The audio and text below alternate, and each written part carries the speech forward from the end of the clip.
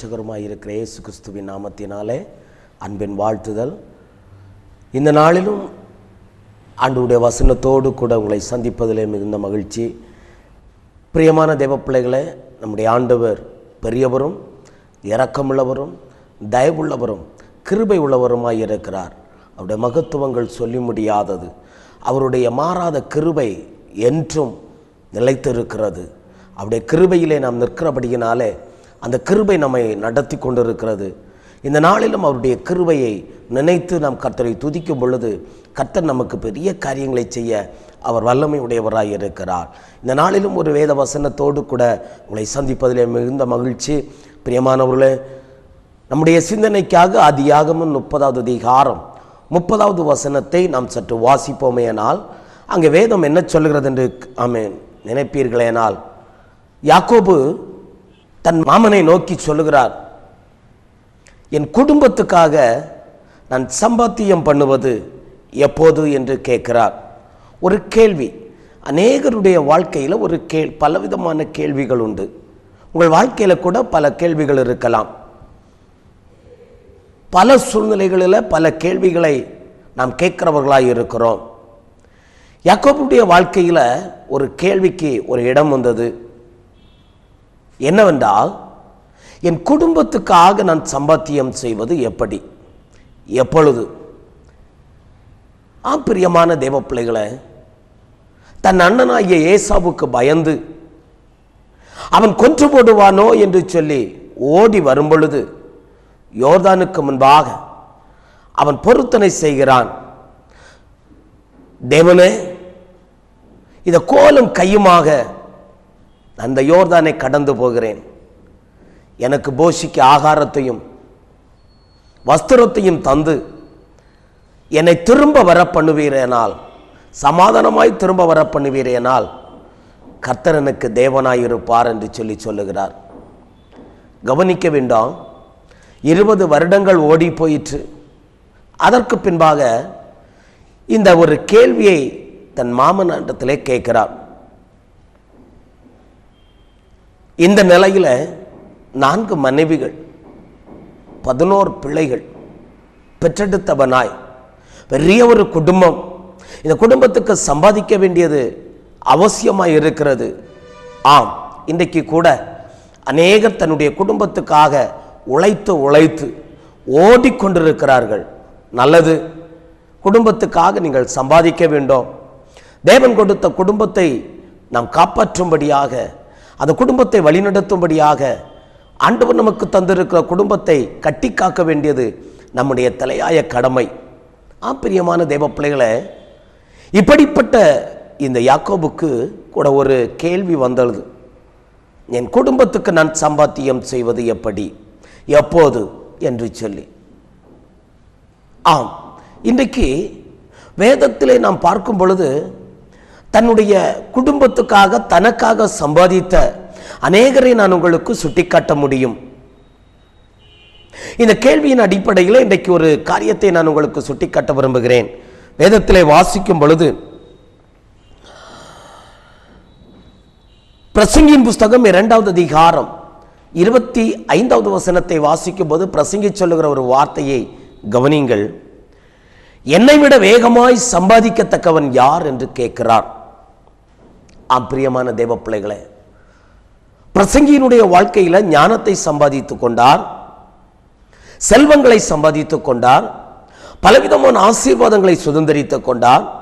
வேதத்திலே வாசிக்கிறோம், 1000 மனைவிகளையும் அவன் சம்பாதித்துக் கொண்டான் என்று சொல்லி. பிரியமான தேவ பிள்ளைகளை, மனுஷன் இன்றைக்கு இதைத்தான் நாடி ஓடுகிறவனாய் காணப்படுகிறான். உலகத்தின் ஐஸ்வர்யங்கள், உலகத்தின் ஆசீர்வாதங்கள், உலகத்தின் மேன்மைகள், உலகத்தினுடைய காரியங்களைத்தான் தேடி நாடி ஓடுனவர்களாய் காணப்பட்டு கொண்டிருக்கிறார்கள். அவர்கள் வாழ்க்கையில் சம்பாத்தியம் என்று சொன்னால் உலகத்திலே வாழ்ந்திருக்க வேண்டும், சொத்து சுகங்களை சேர்க்க வேண்டும், வீடு கட்ட வேண்டும், நல்ல பேங்க் பேலன்ஸ் வேண்டும், நல்ல வேலை வேண்டும், நல்ல பிள்ளைகளை கர்த்தர் தந்திருக்கிறார், அந்த பிள்ளைகள் ஆசீர்வதிக்கப்பட்டிருக்க வேண்டும் என்பதுதான். இவைகள் தான் சம்பாத்தியமும் இவைகள் தான் ஆசீர்வாதங்களும் என்று நினைக்கிறார்கள். ஒருபோதும் இல்லை.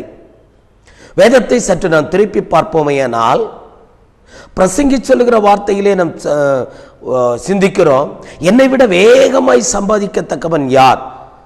இந்த உலகத்தில் என்னை விட வேகமாய் ஒரு மனிதன் சம்பாதித்ததும் இல்லை, இனி சம்பாதிக்க போகிறதும் இல்லை.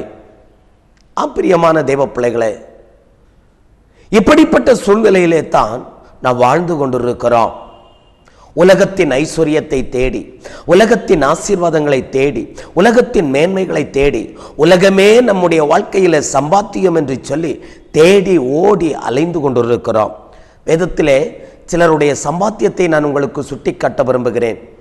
யோசுவாவின் புஸ்தகம் 7வது அதிகாரம் 1 முதல் 21 முடிய உள்ள வேத வசனங்களை சற்று நீங்கள் வாசித்து பார்ப்பீர்களேயானால், ஆகான் என்று சொல்லக்கூடிய ஒரு மனிதனை குறித்து வேதத்திலே வாசிக்கிறோம்.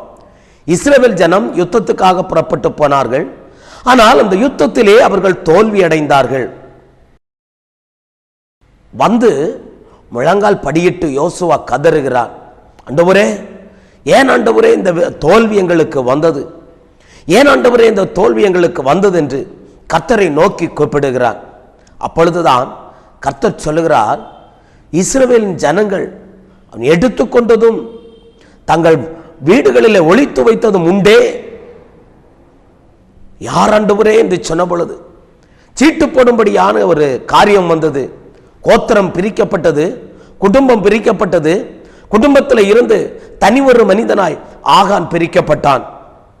அப்பொழுது யோசுவா கேட்கிறார், மகனே, நீ எனக்கு சொல்லு, நீ என்ன செய்தாய், ஏன் என்ன செய்தாய் என்று கேட்கப்படுகிறது. அப்பொழுது அவன் சொல்லுகிறார், நான் எதிரியின் பாளையத்தில் இருந்து பாபிலோனிய சால்வையும் 200 வெள்ளி சேக்கலையும் 50 சேக்கல் பொன் பாலத்தையும் எடுத்து நான் சம்பாதித்து என்னுடைய கூடாரத்தில் நான் மறைத்து வைத்திருக்கிறேன் என்று சொல்லுகிறார். பிரியமான தேவ பிள்ளைகளே, ஆண்டவர் கொடுத்த கட்டளை என்ன? நீ அங்கிருந்து எதுவுமே எடுக்கக்கூடாது, எதுவுமே தொடக்கூடாது, எதையும் நீ தீண்டக்கூடாது, அவைகள் எல்லாவற்றையும் நீ சுட்டரித்து போட வேண்டும் என்று சொன்னார். ஆனால் இந்த ஆகான் சம்பாதித்த அந்த சம்பாத்தியத்தை பாருங்கள். அவனுடைய ஆசை, அவனுடைய இச்சை அந்த பொன் மேலும் அந்த வெள்ளியின் மேலும் அந்த சால்வையின் மேலும் இருந்தபடியினாலே வேதம் சொல்கிறது, அவன் அதை இச்சித்து எடுத்துக்கொண்டான், அவன் ஆசைப்பட்டு எடுத்துக்கொண்டான். அவன் எடுத்துக்கொண்டு தன்னுடைய வாழ்க்கைக்கு இது பிரயோஜனமாய் இருக்கும், தன்னுடைய குடும்பத்துக்கு இது பிரயோஜனமாய் இருக்கும், என்னுடைய வாழ்க்கையில் மேன்மை உண்டாயிருக்கும்படியாக நான் இதை எடுத்துக்கொள்கிறேன். யார் என்னை கண்டுகொண்டது? யாரும் என்னை கண்டுகொள்ளவில்லையே என்று சொல்லி அவன் உணர்ந்தவனாய் எடுத்து தன்னுடைய கூடாரத்திலே அடியிலே அவன் ஒளித்து வைத்தான். வேதம் என்ன சொல்கிறது தெரியுமா? இப்பொழுது அந்த கூடாரத்தில் இருந்த பொருட்களை எடுத்து இஸ்ரவேலின் தேவனாகிய கர்த்தருடைய வார்த்தையின்படியே ஆகானையும் அவனுடைய குடும்பத்தையும் ஆமென் வெளியே கொண்டு போய் கல்லறிந்து கொண்டார்கள். எனக்கு பிரியமான தேவ பிள்ளைகளே, ஆகானுடைய சம்பாத்தியம் தேவனாகிய கர்த்தர் இவைகளை நீ தொட வேண்டாம் என்று சொன்னார். ஆனால் அவனை இச்சித்து எடுத்துக்கொண்டான். அந்த வார்த்தையை அவன் அழகாய் சொல்லுகிறான், இச்சித்து நான் எடுத்துக்கொண்டேன் என்று சொல்லுகிறார். இச்சித்தவனாய், அவன் ஆசைப்பட்டவனாய், அவன் விரும்பினவனாய், இந்த உலகத்தினுடைய ஆசைகளை அவன் துறக்காதவனாய் இருந்தபடியினாலே, இச்சை அவனுடைய வாழ்க்கையை மேற்கொண்டதுனால அவன் இச்சித்து எடுத்துக்கொண்டு தன்னுடைய வீட்டிலே கூடாரத்திலே ஒளித்து வைத்தான். எனக்கு பிரியமான தேவ பிள்ளைகளே, என்ன நடந்தது? அவன் கல்லறிந்து கொல்லப்பட்டான், அவனும் அவனுடைய குடும்பமும் நாசமாக்கப்பட்டது என்று வேதத்திலே வாசிக்கிறோம். இச்சை ஒரு மனிதனுடைய வாழ்க்கையை அழித்து போடும். ஆதியாகம புஸ்தகம் 3வது அதிகாரம் 6வது வசனத்தை நீங்கள் வாசிப்பீர்களேனால் ஏவாளை குறித்து அங்கே வேதத்திலே வாசிக்கிறோம். ஆதாம் ஏவாளை என் ஆண்டவராகிய கர்த்தர் ஏற்படுத்தி ஏதேன் தோட்டத்திலே அவர் வைத்திருக்கிறார். ஏதேன் தோட்டத்தின் நடுவில் இருக்கிற ஒரு மரத்தில் இருக்கிற பழத்தை மாத்திரம் நீங்கள் புசிக்க வேண்டாம், மற்ற எல்லாவற்றையும் நீங்கள் ஆண்டு அனுபவித்துக் கொள்ளுங்கள் என்று சொல்லி எல்லாவற்றுக்கும் அவர் அனுமதி கொடுத்திருந்தார். ஆனால் பிசாசு என்றும் பழைய பாம்பென்றும் சொல்லப்படுகிற பிசாசானவன் ஏவாளை வஞ்சித்து அவன் என்ன செய்தான் தெரியுமா? அந்த ஏவாளோடு கூட பேசுகிறான். ஏவாளோடு கூட பேசி ஏவாளிடத்தில் அந்த பழத்தை புசித்தால் நீங்கள் தேவதூதர்களைப் போல இருப்பீர்கள், நன்மை தீமை அறியவர்களாய் மாறுவீர்கள் என்று சொல்லி அவளை ஆசையை தூண்டி விடுகிறான். ஆசையை தூண்டி விட்டதுனால வேதம் சொல்கிறது, ஏவாள் இச்சித்து அந்த பழத்தை பறித்து தானும் புசித்து தன் கணவனாகிய ஆதாமுக்கும் கொடுத்தாள் என்று சொல்லப்பட்டிருக்கிறது. என்ன நடந்தது தேவ பிள்ளைகளே? தேவனாகிய கர்த்தர் ஆதாமையும் ஏவாளையும் மகிமை பொருந்தினவராய், மகிமையின் வஸ்திரத்தை உடுத்தினவராய் வைத்திருந்தார். ஆனால் அந்த மகிமை இழந்து போனவர்களாக, தேவனுடைய கிருபையை இழந்து போனவர்களாக, தேவனுடைய ஆசீர்வாதத்தை இழந்து போனவர்களாக, தேவனுடைய கிருபையை விட்டு தள்ளப்பட்டவர்களாக, தோட்டத்திலிருந்து தள்ளப்பட்டவர்களாக, தேவனுடைய சத்தத்தை கேட்க முடியாதபடி துரத்தி விடப்பட்டவர்களாய், சபிக்கப்பட்டவர்களாய் காணப்பட்டார்கள். என கேட்கிற தேவ பிள்ளைகளே, இச்சை ஒரு மனிதனுடைய வாழ்க்கையை தேவனிடத்திலிருந்து பிரித்து விடும் என்பதை நீங்கள் மறந்து போக வேண்டாம். இச்சை மாமிச இச்சை தேவனுடைய சமூகத்தில் இருந்து நம்மை பிரிக்கிறது மாத்திரம் அல்ல, நம்மை முழுவதும் அழித்து விடுகிறதுமாய் இருக்கிறது. ஆகனுடைய இச்சை என்ன நடந்தது? அவனையும் அவனுடைய குடும்பத்தையும் தாறுமாறாக்கி போட்டது என்று சொல்லி வேதத்திலே வாசிக்கிறோம். இரண்டாவது ஒரு மனிதனை நான் உங்களுக்கு சுட்டி காட்ட விரும்புகிறேன். 2 ராஜாக்களின் புஸ்தகம் 5வது அதிகாரம் 22வது வசனத்தை நீங்கள் வாசிப்பீர்களேனால் அங்கே கேயாசி என்று சொல்லக்கூடிய ஒரு மனுஷனை குறித்து வேதத்திலே வாசிக்கிறோம். அவன் எலிசாவுக்கு வேலைக்காரனாய் இருந்தான். எலிசா பெரிய தீர்க்கதரிசி, இஸ்ரவேலிலே மிக பெரிய ஒரு தீர்க்கதரிசியாய் இருந்தான். எலிசாவினுடைய வேலைக்காரனாய், அவனுக்கு உதவிக்காரனாய் இருந்தவன் தான் இந்த கேயாசி. வேதத்திலே வாசிக்கும் பொழுது நாகமான் என்று சொல்லக்கூடிய ஒரு மனிதன் படைத்தளபதியாய் இருக்கிறான். அவனுடைய நெற்றியில, அவனுடைய சரீரத்தில் குஷ்டரோகம் இருக்கிறது. இதை இஸ்ரவேலிலிருந்து அடிமையாய் கொண்டு போகப்பட்ட ஒரு வேலைக்கார சிறு பெண் நாகமானுடைய வீட்டிலே வேலைக்காரியாய் இருந்தாள். எஜமானுடைய சரீரத்தில் குஷ்டரோகம் இருந்ததை பார்த்து எஜமாட்டியிடத்திலே சொல்லுகிறாள், என் எஜமான் இஸ்ரவேலிலே ஒரு தீர்க்கதரிசி இருக்கிறார், அவரிடத்திலே போவாரையானால் அவர் இவரை முற்றிலும் சுகப்படுத்துவார் என்று சொல்லுகிறார். பிரியமான தேவ பிள்ளைகளே, இந்த எஜமாட்டி என்ன செய்கிறார்? தன் புருஷனாகிய நாகமானிடத்திலே சொல்லுகிறார். இந்த நாகமான் இதை கேட்டு ராஜாவினிடத்திலே சொல்லுகிறான். ராஜா என்ன செய்கிறான்? இஸ்ரவேலின் ராஜாவுக்கு ஒரு நிருபத்தை எழுதுகிறான். என்னுடைய படைத்தளபதியாகிய நாகமான் அவன் குஷ்டரோகம் உள்ளவனாய் இருக்கிறான். இவன் இப்பொழுது உன்னிடத்திலே புறப்பட்டு வருகிறான். இவனை முழுவதும் குஷ்டரோகத்தை நீக்கி அவனை சுஸ்தப்படுத்த வேண்டும், அவனை ஆறுதல் படுத்த வேண்டும், அவனை சுகப்படுத்த வேண்டும் என்று சொல்லி எழுதி அனுப்புகிறான். இதை வாசித்த இஸ்ரவேலின் ராஜா தன் வஸ்திரங்களை கிழித்துக் கொண்டு, இவன் என்னிடத்திலே சண்டைக்கு வர பிரயாசப்படுகிறான், யுத்தத்துக்கு வர பிரயாசப்படுகிறான் என்று சொல்லி தன் வஸ்திரத்தை கிழித்துக் கொண்டிருந்தான். பிரியமானவர்களே, இந்த செய்தியை கேட்ட எலிசா என்ன செய்தார் தெரியுமா? இஸ்ரவேலிலே தீர்க்கதரிசி ஒருவர் உண்டு என்று நீ அறியவில்லையோ? நாகமானை என்னிடத்திலே அனுப்பு என்று சொல்லி சொல்லுகிறார். இந்த நாகமான் தன்னுடைய படைகளோடு கூட அவன் அனுப்பப்படுகிறான். எங்கே? எலிசாவின் இடத்திலே. எலிசா இப்பொழுது எலிசாவை பார்க்கும்படியாக நாகமான் புறப்பட்டு போகிறான். இப்பொழுது அவனுக்குள்ளே ஒரு சிந்தை, இப்பொழுது அவனுக்குள்ளே ஒரு எண்ணம். தீர்க்கதரிசி வந்து என்னுடைய உச்சம் தலை முதல் உள்ளங்கால் வரை தொட்டு தடவி சுகப்படுத்தி என்னை அனுப்பி விடுவார், என்னை கட்டி தழுவி என்னை அனுப்பி விடுவார் என்று எதிர்பார்த்து கொண்டிருந்தான். ஆனால் நடந்தது வேறு. பிரியமான தேவ பிள்ளைகளே, இவன் நேர புறப்பட்டு எலிசாவினுடைய வீட்டு வாசலிலே போகும் பொழுது தீர்க்கதரிசி உள்ளே இருந்து வேலைக்காரனிடத்திலே சொல்லி அனுப்புகிறான், நீ தீர்க்கதரிசியை பார்க்க வேண்டாம், நீ போய் யோர்தானிலே 7 தரம் முழுகி எழும்பி நீ போ, உன்னுடைய குஷ்டரோகம் சொஸ்தமாகும் என்று சொல்லி சொல்லுகிறார். நடந்தது என்ன? அவன் மிகவும் வைராக்கியம் கொண்டவனாய், நாகமான் மிகவும் வைராக்கியம் கொண்டவனாய் குளிக்கிறதற்கு, மூழ்கிறதற்கு, அங்கே என்னுடைய தேசத்திலே நதிகள் இல்லையா, இந்த யோர்தானிலே தான் மூழ்க வேண்டுமோ என்று சொல்லி கேட்டுவிட்டு அகம்பாவத்தோடு அவன் திரும்பி போகிறான். அப்பொழுதுதான் அவனுடைய வேலைக்காரன் சொல்கிறான், யா ஆமென், தீர்க்கதரிசி பெரிய காரியங்களை செய்ய சொல்லவில்லையே, இந்த எளிதான காரியத்தை தானே செய்ய சொன்னார்.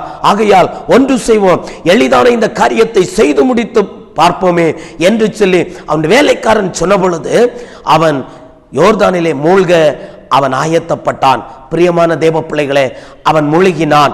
ஒரு முறை முழுகினான், 2, 3, 4, 5, 6 முறை முழுகினான். 6 முறையும் அவனுடைய சரீரத்தில் எந்த மாற்றமும் உருவாகவில்லை. ஆனால் தீர்க்கதரிசியினுடைய வார்த்தையின்படியே 7வது முறை அவன் முழுகி எழும்பின பொழுது வேதம் சொல்லுகிறது, அவனுடைய மாமிசம், அவனுடைய சரீரம் ஒரு சிறு பிள்ளையினுடைய மாமிசத்தை போல மாற்றப்பட்டது என்று சொல்லப்பட்டிருக்கிறது. எனக்கு அருமையான தேவ பிள்ளைகளே, இதை கண்ட நாகமான் மிகுந்த ஆசையோடு கூட, மிகுந்த மனமகிழ்ச்சியோடு கூட எலிசாவுக்கு, தீர்க்கதரிசிக்கு ஏதாவது காணிக்கைகளை கொடுக்க வேண்டுமே என்று சொல்லி அவன் பிரயாசப்பட்டு வந்தான். ஆனால் தீர்க்கதரிசி சொல்லிவிட்டார், எனக்கு காணிக்க வேண்டாம், நீ போ என்று சொல்லிவிட்டார். இதை பார்த்து கொண்டிருந்த கேயாசி, ஐயோ இவ்வளவு பெரிய வியாதி நாகமானை விட்டு குணமாகி இருக்கிறது, என்னுடைய எஜமானாகிய எலிசா ஆமென் அவர் ஒரு காணிக்கையும் வாங்கவில்லையே என்று சொல்லி எப்படியாவது அவனிடத்திலிருந்து காணிக்கையை வாங்கிவிட வேண்டும் என்று சொல்லி தீர்க்கதரிசியை ஏமாற்றி விட்டு அவன் நாகமானை பின்தொடருகிறான். எனக்கு பிரியமான தேவ பிள்ளைகளே, பின்தொடர்ந்து போய் அவன் ஒரு பெரிய பொய்யை சொல்லி அவனிடத்திலிருந்து வெள்ளியையும் வஸ்திரத்தையும் அவன் வாங்கி கொண்டு அவன் வீட்டிலே கொண்டு வைத்துவிட்டு இப்பொழுது தீர்க்கதரிசியினிடத்திலே வருகிறான். தீர்க்கதரிசி சொல்லுகிறார், கேயாசியே நீ எங்கே இருந்து வருகிறாய்?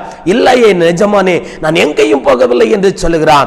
நீ அவனோடு கூட போகும் பொழுது, அவன் உன்னை எதிர்கொண்டு வரும் பொழுது என் மனம் உன்னோடு வரவில்லையா என்று சொல்லி ஆமென். இப்பொழுது நீ அவனிடத்திலிருந்து சம்பாதித்த சம்பாத்தியத்தை நிமித்தம் நாகமானை விட்டு போன குஷ்டரோகம் உன்னை பின்தொடரும், உன்னையும் உன் சந்ததியையும் உன் குடும்பத்தையும் பின்தொடரும் என்று சொல்லி சொல்லுகிறான்.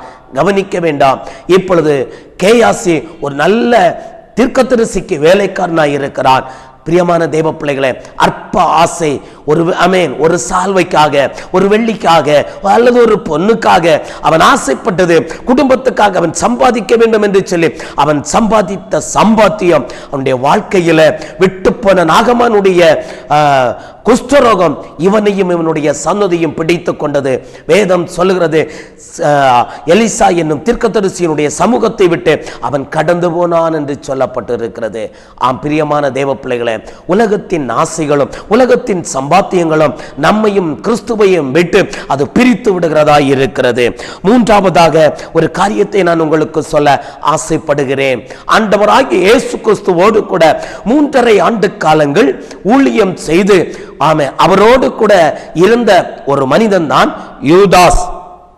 மத்தேயு எழுதின சுவிசேஷம் 26வது அதிகாரம் 15வது வசனத்தை நீங்கள் வாசிப்பீர்களேனால் அங்கே யூதாஸ் என்று சொல்லக்கூடிய ஒரு மனுஷனை குறித்து வேதம் சொல்லுகிறது. என்ன சொல்லுகிறது தெரியுமா? இவன் இயேசுவோடு கூட 3.5 ஆண்டு காலங்கள் ஊழியம் செய்தான். அவனுடைய ஊழிய காரியங்களை நாம் அவனுடைய வாழ்க்கையின் வரலாற்றிலே ஊழிய காரியங்களை எடுத்து பார்க்கும் பொழுது அவன் பிசாசுகளை துரத்தினவனாகவும் அநேகருடைய வியாதிகளை துரத்தினவனாகவும் காணப்படுகிறான் என்று வரலாறு சொல்லுகிறது. பிரியமான தேவ பிள்ளைகளே, ஆனாலும் அவனுக்கு ஒரு சிறு பிள்ளைத்தனமான ஒரு ஆசை இருந்தது. இயேசுவை காட்டிக் கொடுத்து சம்பாதிக்க வேண்டும் என்ற ஒரு ஆசை இருந்தது. காரணம், அவனை பிசாசு ஏவினவனாய் இருந்தார், பிசாசு அவனை ஆளுகை செய்தவனாய் இருந்தார். யூதாசை முழுவதும் பிசாசு ஆளுகை செய்து வைத்திருந்ததினால அவன் இப்பொழுது அவனுக்கு ஒரு ஆசை வந்தது, இயேசுவை காட்டிக் கொடுத்தால் எனக்கு பணம் கிடைக்கும், அந்த பணத்தை நான் என்னுடைய குடும்பத்துக்காக நான் சேமிக்க விரும்புகிறேன். அப்பொழுது இயேசுவை காட்டிக் கொடுத்தால் இயேசு ஒருவேளை மறுரூபமாகி மறைந்து போவார், இந்த பணமும் எனக்கு மிச்சமாகும், இயேசுவும் தப்பித்துக் கொள்வார் என்று சொல்லி நயவஞ்சகமான ஒரு சிந்தனை அவனுடைய இருதயத்தில் இருந்திருக்கலாம். பிரியமான தேவ பிள்ளைகளே, ஆனால் வேதம் என்ன சொல்லுகிறது தெரியுமா? அவன் இயேசுவை பிடிக்க யாரெல்லாம் பிரயாசப்பட்டார்களோ அவர்களிடத்திலே போய், ஆசாரியர்களிடத்திலே மூப்பர்களிடத்திலே போய் இயேசுவை நான் காட்டிக் கொடுக்கிறேன், எனக்கு என்ன தருவீர்கள் என்று கேட்கிறான். இயேசுவை விலை பேசுகிறவனாய் மாறுகிறான். இயேசுவோடு இருந்து அற்புதத்தை செய்த மனுஷன், அவருடைய வல்லமையினால வியாதிகளை சொஸ்தப்படுத்தின மனுஷன், இயேசுவின் நாமத்தினாலே அநேக பிசாசுகளை துரத்தின மனுஷன், இப்பொழுது இயேசுவை நான் உங்களுக்கு காட்டிக் கொடுக்கிறேன், எனக்கு என்னத்தை தருவீர்கள் எவ்வளவு தருவீர்கள் என்று கேட்கிறார். ஆசாரியர்களோ ஆலோசனை சங்கத்தாரும் 30 வெள்ளிக்காசுகளை தருகிறோம் என்று சொல்லுகிறார்கள். பிரியமானவர்களே, இதை ஏற்றுக்கொண்டு இயேசுவை காட்டி கொடுக்கிறான். இயேசுவை காட்டி கொடுத்த பின்பு இயேசுவை அவர்கள் மரண ஆக்கினைக்காக ஒப்பு கொடுத்தார்கள் என்று சொல்லி அவன் அறிந்து கொண்ட பொழுது நடந்தது என்ன? இந்த 30 வெள்ளிக்காசை தேவாலயத்திலே அவன் எறிந்து விட்டு வேதம் சொல்கிறது வேகமாய் போய் அவன் நாண்டு கொண்டு செத்தான். பிரியமான தேவ பிள்ளைகளே, அப்போஸ்தலனாகிய பேதுரு சொல்லும் பொழுது சொல்லுகிறார், அப்போஸ்தலர் 1ஆம் அதிகாரத்தை நீங்கள் வாசிப்பீர்களேனால், எங்களில் ஒருவனாய் இருந்தவன் எங்களை விட்டு தூரம் போய் அவன் நாண்டு கொண்டு செத்தான். அவன் கீழே விழுந்து அவன் வயிறு வெடித்து குடல் வெளியே சரிந்தது என்று சொல்லப்பட்டிருக்கிறது. பிரியமான தேவ பிள்ளைகளே, யூதாசினுடைய சம்பாத்தியம் என்ன? 30 வெள்ளிக்காசு. 30 வெள்ளிக்காசுக்காக கிறிஸ்துவின் அன்பை அவன் பிரித்து விட்டான். கிறிஸ்துவின் அன்பை விட்டு அவன் மாறிவிட்டான். கிறிஸ்துவினுடைய இரக்கத்தை விட்டு அவன் வெளியே போய்விட்டான். தேவனுடைய ஆசீர்வாதத்தை அவன் அல்லத்தட்டி விட்டான். வாழ்க்கையில தற்கொலை என்ற முடிவுக்கு வந்து அவன் தன் ஜீவிதத்தையும் தன்னுடைய ஆத்மாவையும் நஷ்டப்படுத்தினவனாய் காணப்படுகிறான். பிரியமான தேவ பிள்ளைகளே, இந்த உலகத்தினுடைய சம்பாத்தியங்கள், உலகத்தினுடைய மேன்மைகள், உலகத்தினுடைய ஐஸ்வர்யங்கள், உலகத்தினுடைய சகல காரியங்களாம் நம்மை வேதனைக்குரியதாய் மாற்றும். நம்முடைய கிறிஸ்துவண்டையில் நம்மை நிற்க முடியாதபடி கிறிஸ்துவை விட்டு நம்மை பின்மாற செய்கிறதாய், கிறிஸ்துவை விட்டு கிறிஸ்துவின் ஆசீர்வாதத்தை விட்டு நம்மை அழிந்து போக பண்ணுகிறதாய், நித்தியமாய் நம்மையும் நம்முடைய குடும்பத்தையும் நம்முடைய ஜீவிதத்தையும் அழித்து போடுகிறதாய் காணப்படுகிறது. ஆகையால் இப்படிப்பட்ட சம்பாத்தியங்கள் நம்முடைய வாழ்க்கையில வேண்டாம். நம்முடைய சம்பாத்தியம் கிறிஸ்துவுக்காக இருக்க வேண்டாம். வேதத்தில் எதை சம்பாதிக்க வேண்டும் என்று சொல்லி வேதம் திட்டமும் தெளிவுமாய் நமக்கு வெளிப்படுத்துகிறது. வேதம் சொல்கிறது, நீதிமொழிகளின் புஸ்தகம் 11ஆம் அதிகாரம் 30வது வசனம் இப்படி சொல்லுகிறது, ஆத்துமாக்களை ஆதாயப்படுத்திக் கொள்கிறவன் ஞானம் உள்ளவன் என்று சொல்லப்பட்டிருக்கிறது. பிரியமான தெய்வ பிள்ளைகளே, பாவத்திலும் அக்கிரமத்திலும் அநியாயத்திலும் வாழ்ந்து கொண்டிருக்கிற ஆத்துமாக்களை நாம் ஆதாயப்படுத்திக் கொள்ள வேண்டும். பிரியமான நாம் ஆதாயப்படுத்திக் கொள்ளும் பொழுது, கிறிஸ்துவுக்காக இந்த ஆத்துமாக்களை ஆதாயப்படுத்திக் கொள்ளும் பொழுது, கர்த்தர் பரலோகத்தின் தேவனாகிய கர்த்தர் நம்மை பார்த்து நமக்காக இந்த பிரயாசங்களுக்கு தக்கதா பலனை ஆண்டவர் நமக்கு தர அவர் வல்லமை உடையவராய் இருக்கிறார். வேதத்திலே வாசிக்கிறோம், மத்தேயு 6ஆவது அதிகாரம் 19 முதல் 21 முடிய உள்ள வசனங்கள், நீங்கள் இந்த பூமியிலே பொக்கிஷங்களை சேர்த்து வைக்க வேண்டாம், உங்கள் பொக்கிஷங்களை பரலோகத்திலே சேர்த்து வையுங்கள் என்று எழுதப்பட்டு இருக்கிறது. அங்கே திருடர்கள் திருடுவதும் இல்லை, பூச்சிகள் அரிப்பதும் இல்லை.